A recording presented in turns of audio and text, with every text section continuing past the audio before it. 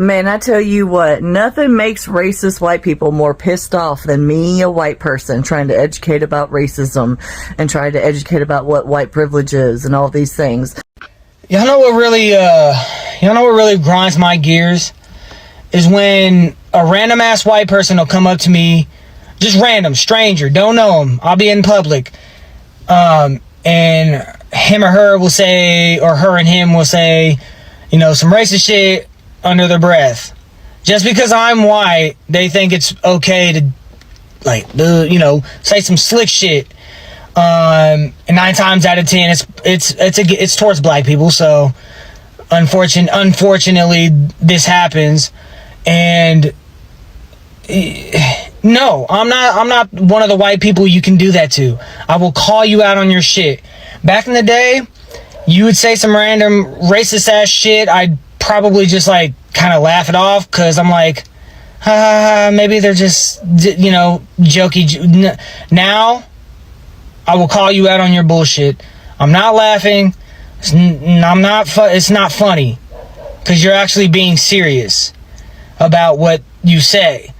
This is my experience with racism as a teacher at a Utah public school. Why do you think white people get almost double angry with white people who speak out? Because I believe that the most threatening thing to a white supremacist is not a person of color, it's a white person who disagrees with them. When someone says all white people are racist, they're not saying all white people are bad. They're saying all white people are subject to the sociological and psychological conditioning of society where racism is a fundamental systemic issue. They're saying all white people suffer from the sociological phenomenon of living in a world, in a country where racism, systemic racism, is a fundamental thing that makes that society exist. That means as white people we have subconscious processes and behaviors that come out as a direct result of that. Behaviors that actively cause harm to other people, behaviors we need to become aware of, mindsets we need to work on. What's up, everybody? Welcome back to Profess. Thanks again for tuning in. Really appreciate your support on this platform.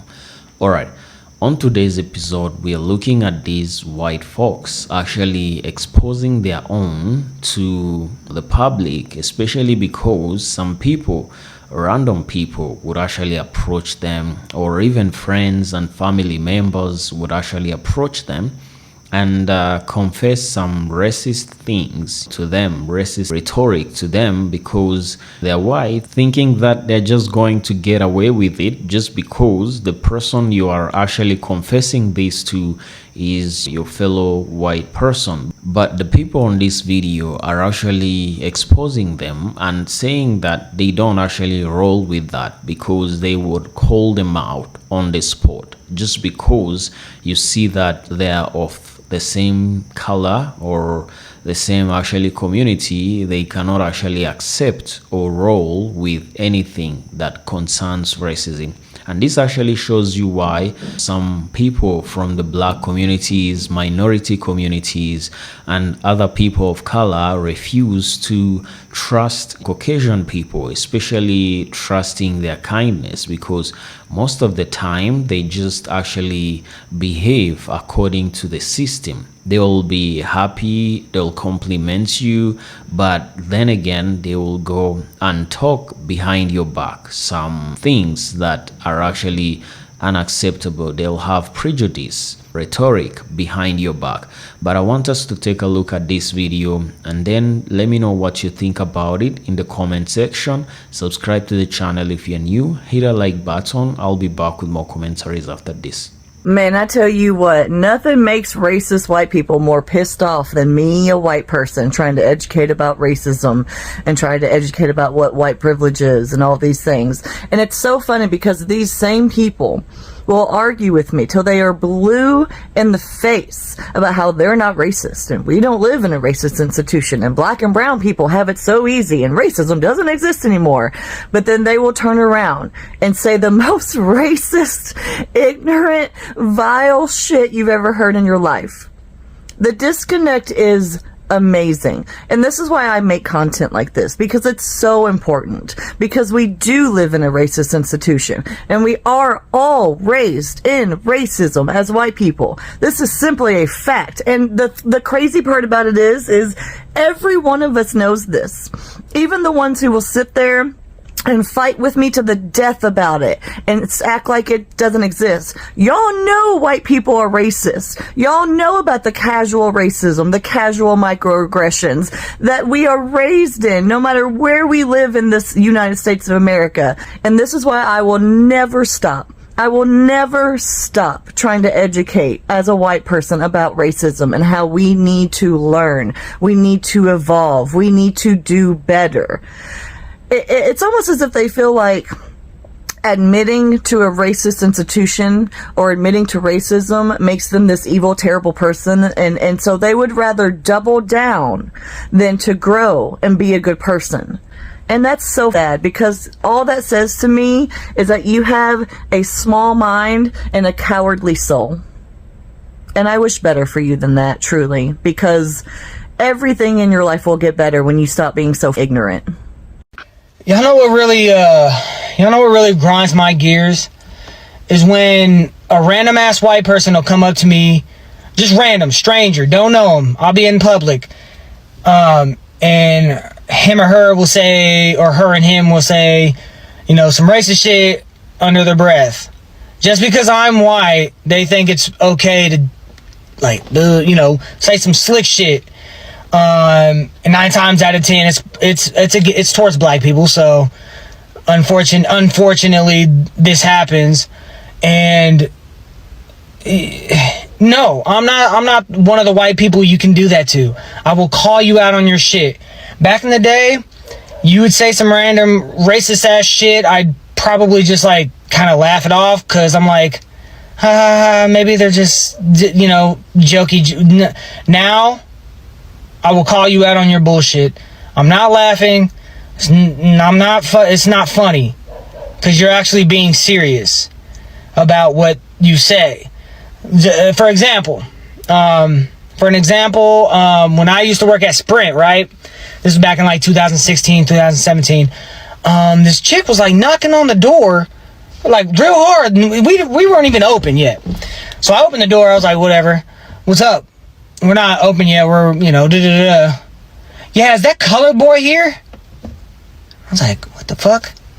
And I closed the door and I'm like, she, and I told everybody, I was like, she asked for like the colored boy. I was like, I don't know and then my boy Tonio was like, yeah, she's probably talking about me. I worked with her yesterday. I was like, what the fuck? So I opened the door back up. I opened the door back up.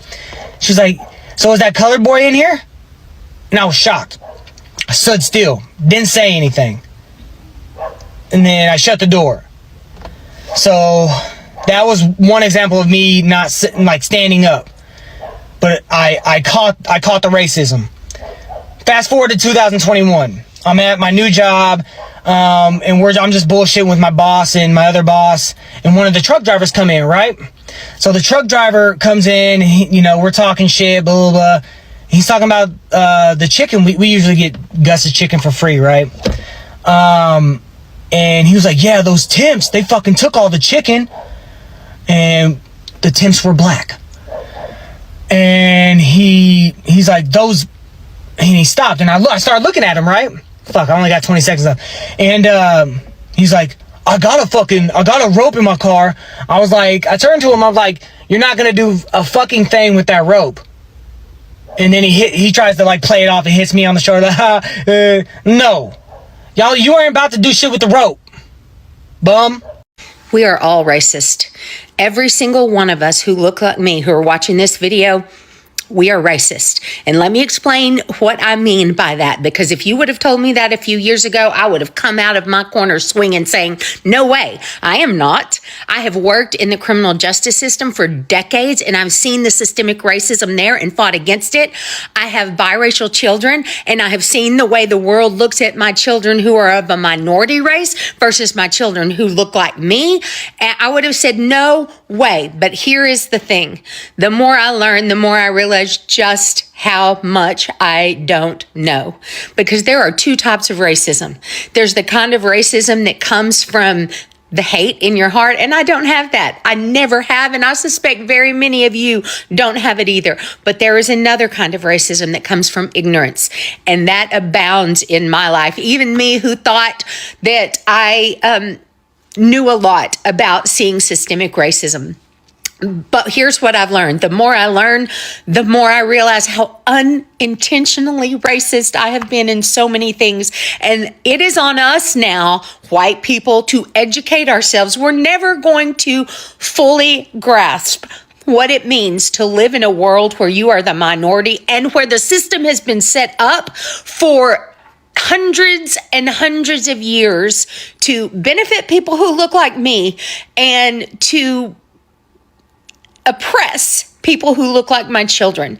But we have got to educate ourselves. I'm going to start listing several books and documentaries that I've been watching to educate myself. And I hope any of you who really want this world to be a better place, we have got to start with the foundation that all men and women are created equal. And we have got to set new rules for how we move in this society if we're going to have that.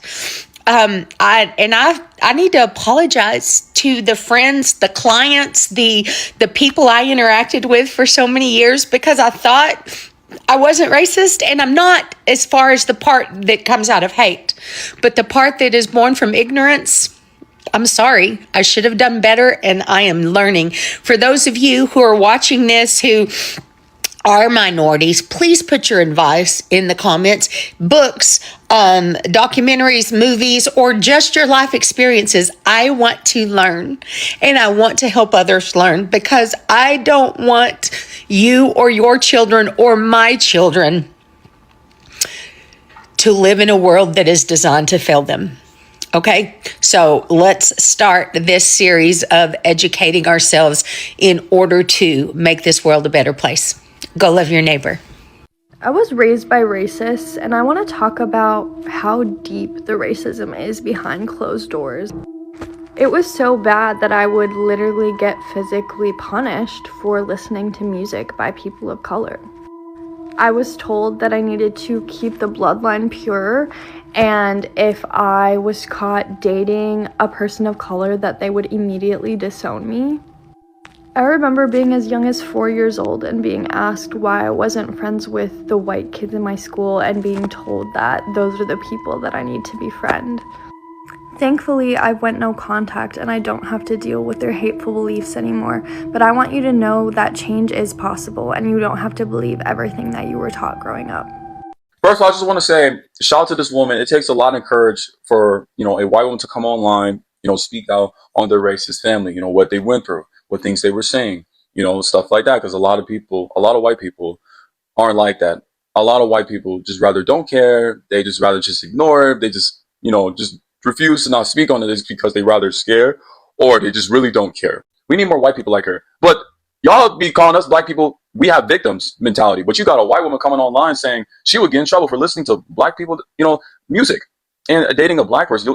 She would get disowned for that. You know how racist you have to be to do that? The reason why some of you white people tell us why we have victim mentality is because you don't like when you're a group of people being exposed on racism. We're going to continue to talk about it. We're never going to stop. A lot of white people teach their children racism. I have a bunch of white people telling me the same thing in person. Why do you think white people get almost double angry with white people who speak out? Because I believe that the most threatening thing to a white supremacist is not a person of color. It's a white person who disagrees with them.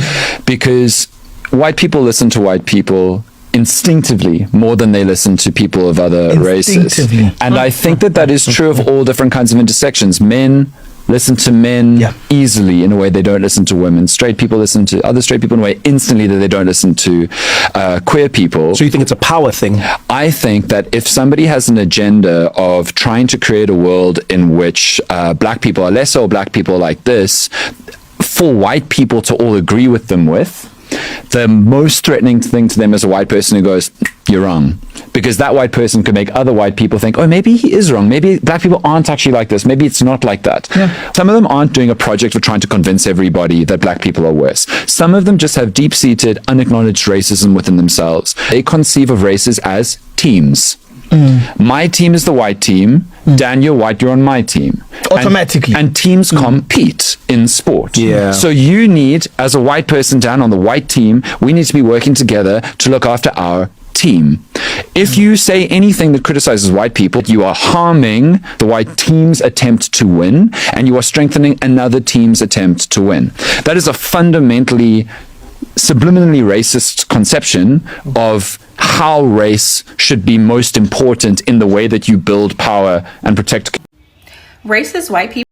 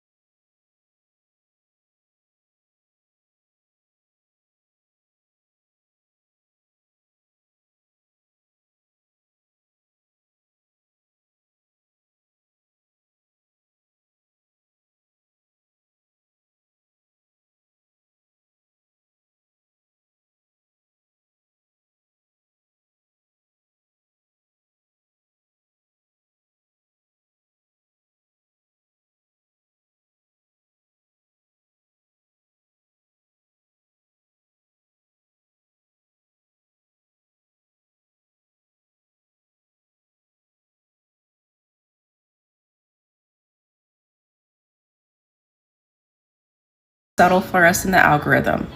Never forget that. I was a 9th grade English teacher and I taught a book about Emmett Till. If you don't know the story of Emmett Till, he's a little boy who was abducted and lynched in Mississippi. And the book is about his story and it includes a lot of the photography.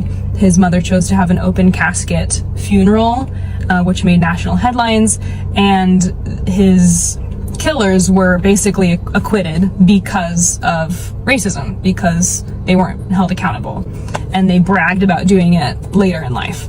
We read this book in my classroom, and one of the initial pushbacks I got was racism doesn't exist. It was about 7 years ago. So yes, racism exists, but a lot of the kids would say racism doesn't exist. And as I look out on this sea of white faces, knowing that of my approximately 150 students, not one of them was black, I found that fairly astounding. And, you know, I'm looking up like statistics on poverty, on prison sentencing, I'm providing lots of articles. We have a lot of discussions about racism, and I'm honestly basically introducing the concept to them because I don't think they were able to even comprehend that something like that existed, even though at that school the Hispanic and Spanish speaking kids only really sat with each other. So I think even with some small level of self-reflection, they could have conceived of what racism is. And it wasn't every kid. This was, you know, maybe a third of the class. Each class would have like some pushback around the few chapters. We did something called a gallery walk, and this is where you hang kind of artifacts of a book around the room, and the kids add sticky notes next to the artifact. So it'll be a newspaper article from the time, it'll be a photo, it'll be a poem of some kind. It's kind of meant to just round out their understanding of the book and give them some context. So I posted a photo, and keep in mind, Emmett Till was 14 when he was abducted. 9th graders are 14. This book is meant to be chosen for 14-year-olds because it's literally could have been them. It's supposed to be a book that not only teaches about racism, but also invites empathy. We do the gallery walk, and one of the photos is the open casket photo. And yes, it's horrible to see, but I believe that there's a reason Emmett Till's mother wanted the world to see that. nothing will chill you to the bone like knowing what they did to that boy. And as I'm showing that in my classroom, I, at the first class, heard like giggling at that photo. And I like walk over, and as soon as I begin to walk over from across the room, like it goes away. So I figured, you know, like these kids are probably just being silly, goofing around. It is 9th grade, so as soon the giggling stops, I continue. But when the gallery walk completes, I go and I grab the sticky notes to discuss what different students noticed. When I go to the photo, 3 or 4 really awful notes. And one kid wrote, "He looks like a hamburger." And another kid wrote, "Ha ha ha." And one kid drew a picture that was just a smiley face. I remember gathering these horrible notes and turning around, and like I was just red, honestly, feeling like I'm just gonna lose my teacher hat and just lose it completely. And I still get upset, honestly, like thinking about it, obviously, because it was just like the level of like inhuman, it was very shocking and difficult for me to process in the moment. I gathered the notes and obviously just like railed into them. And you know, it wasn't every note, it was just these few notes. It was anonymous though, so I couldn't tell who had written these. I maybe had an idea. I just talked to the whole class and said, like, this is, you know, unacceptable. This was a human being. This was a boy that was your age.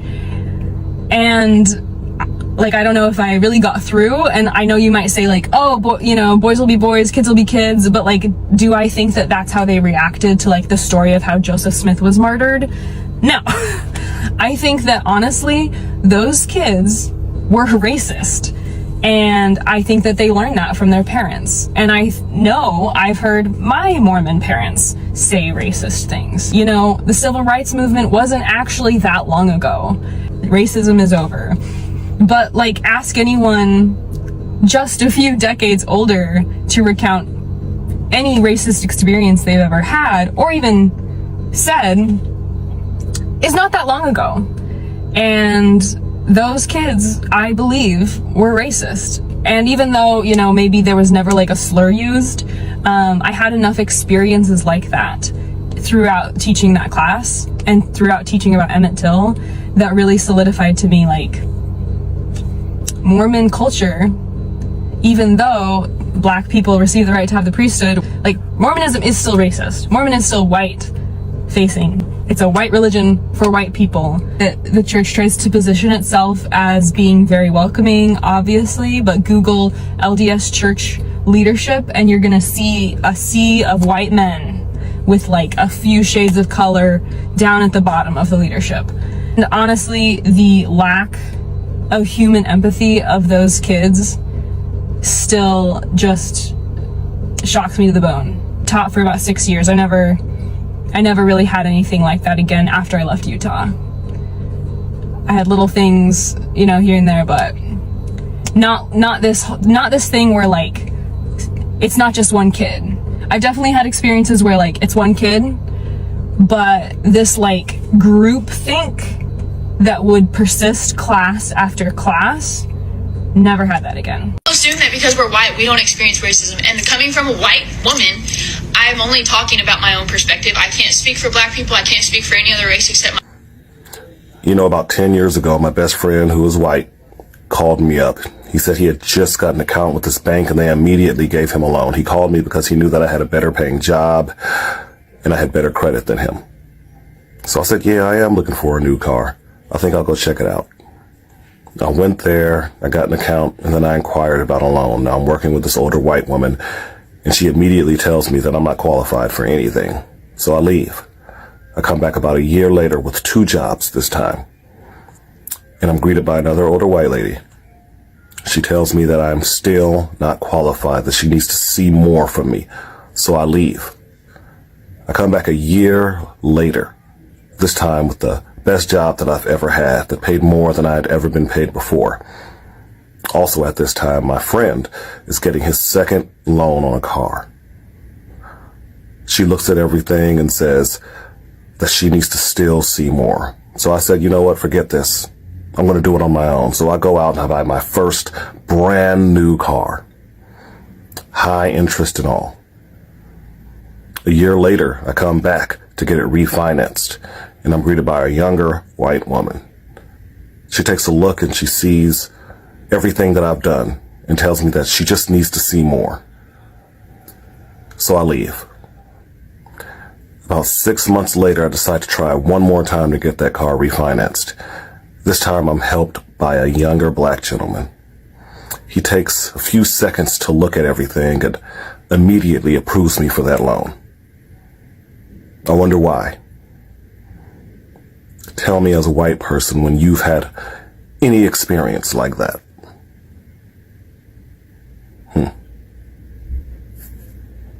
JD Vance telling white people to not apologize for being white is the kind of shit that you should pay attention to. A lot of white people don't understand that racism has multiple layers. The kind of racist that is easy to detect is active racism. People that are bigoted, they call people of color slurs, they're actual Klansmen. This is really not as dangerous as passive racism. Like I've said, racism is a very complex thing with multiple layers. It's like a tall burger. One of these layers is passive racism, only participating in people of color's culture when it's convenient, using unrelated bad stuff to justify slavery, being microaggressive to black women, saying that you're not racist but then ignoring the 1 to 6 wealth gap between a white person and a black person. You are using a racist system to get ahead, at the same time have the audacity to not only minimize but ignore the struggles of people of color. These are the Karens, and I'm not kidding when I say this, queer or gay white people that plays the victim card, the minority card, till they need to be white again. These are the frat bros, the gamer bros, that constantly say shit like it's not that deep, it's just a joke, to excuse racist behaviors. These are your grandparents, your parents, that don't want you to date a person of color because they came from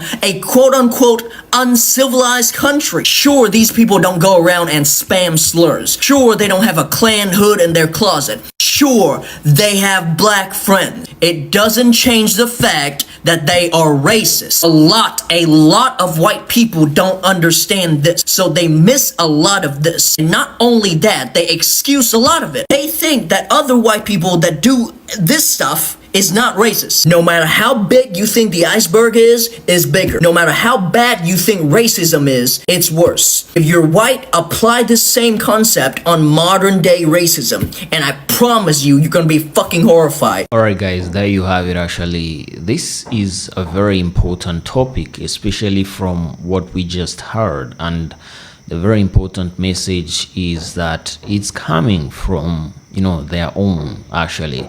As we have seen, a lot of Caucasian people are exposing their own about how sometimes they feel too comfortable with confessing their racist things to them, thinking that they won't actually call them out because they're their fellow white people. But most of these creators are telling us exactly how they don't tolerate such things, and then they go on and call them out just to educate them.